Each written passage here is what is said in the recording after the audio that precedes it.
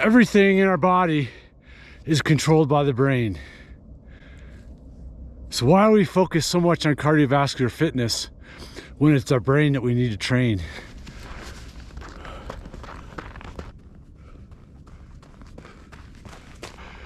I have two athletes racing the US Trail Marathon Championships. One runner running 100 miles and one runner running 50 miles for the first time, all in the next few weeks. Their last 2 months of training have solely focused on preparing the mind to execute on race day. Up until this point, we've prepared the body and the cardiovascular system to be ready to train the mind.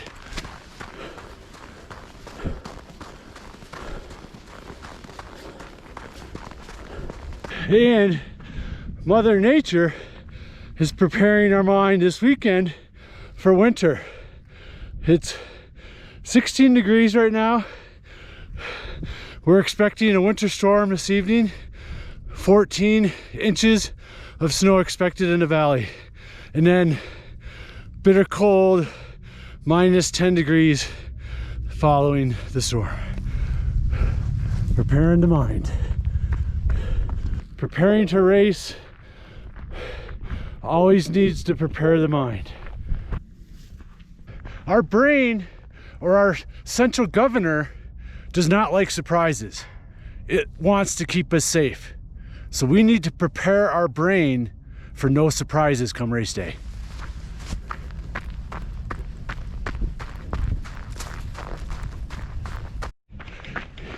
And just as my brain is getting used to this cold weather, pretty soon 20 degrees is going to feel warm because of minus 10 coming. It's no different than our training leading up to a race. We want to train the brain so race pace feels easy. There's no surprises for race day, race pace.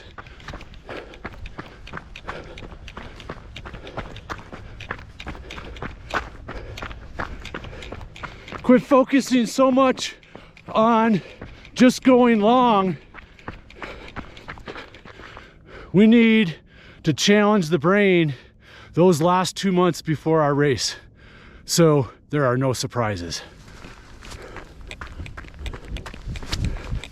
So racing becomes maybe just a little bit easier than training.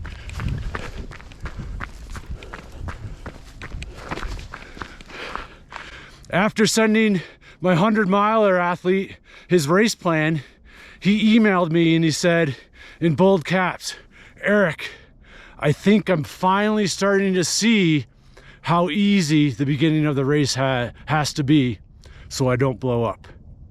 All that came from his training the brain.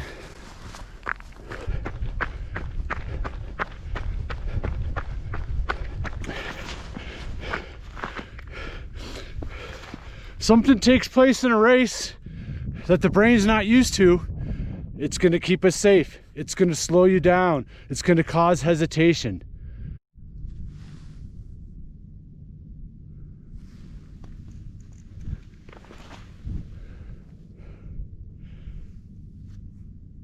So in your training, those last 2 months prior to your race, start to have the mindset of designing workouts that challenge the brain.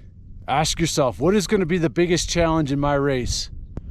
And then build those challenges into your training. Maybe it's a 3-day cycle where the third day is really challenging, where you have to wake up at 4 o'clock in the morning and go for a run, a tempo run in the dark when you don't want to.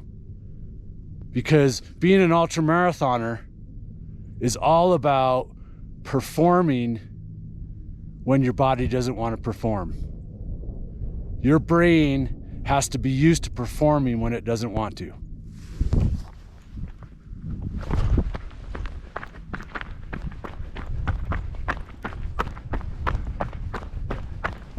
At your marathon, your brain has to be prepared to race that last 10K.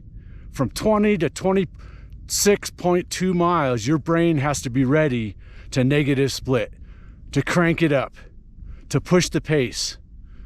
Ask yourself, what are you doing in your training to be prepared for that? It's not always about long runs. After this run, I'm meeting with a new athlete who just drove up from Colorado. We're gonna have breakfast and chat about training. She's hiring me to help take her to the elite level in ultramarathoning and mountain running. And my first question to her is gonna be, what have you done to prepare your mind to become an elite athlete? Are you ready to put in the recovery necessary? Are you okay with not always doing vertical all the time? Are you prepared to improve your mile? What have you done to prepare your mind to be the runner you want to be?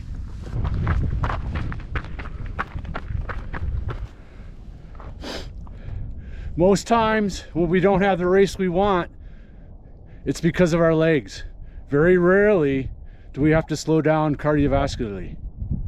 But we place so much emphasis on volume and training the cardiovascular system, and not enough, in my opinion, on training the brain to prepare for the legs to push. Are you prepared to back off on your long run and run a little faster? Or do you make your easy runs too hard and make your hard runs not hard enough? Are you ready? So why does this sound so much easier than it is? Because we have to knowingly put ourselves in a situation that causes frustration, that causes challenge, that causes us to be really, really challenged with our mind and our body. Something that we're gonna feel like we're not good at. Like backing off on your easy day, like taking more recovery, or pushing yourself a lot harder than you want to. So there's no surprises for the brain. It's hard to put yourself in that situation, but it's just a choice. We can embrace it just like the weather.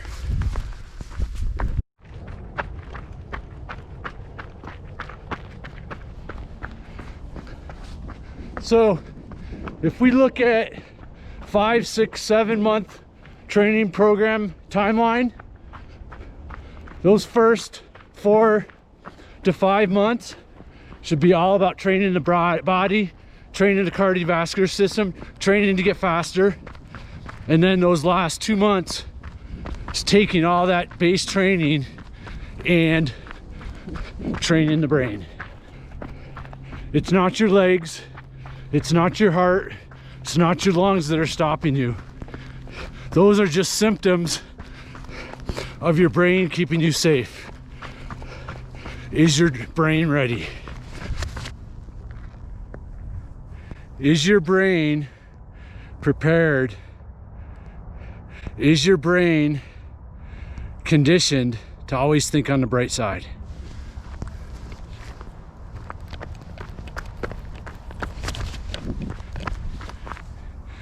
Be like Margot. Prepare your brain so you do what's necessary. Like walking backwards off of a mountain on your last 50K of 200 miles. Is your brain not prepared?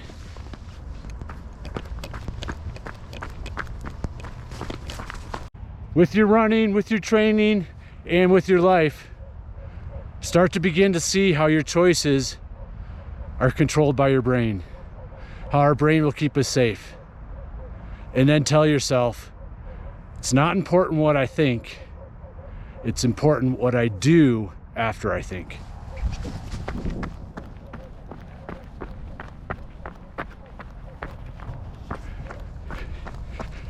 And always look on the bright side.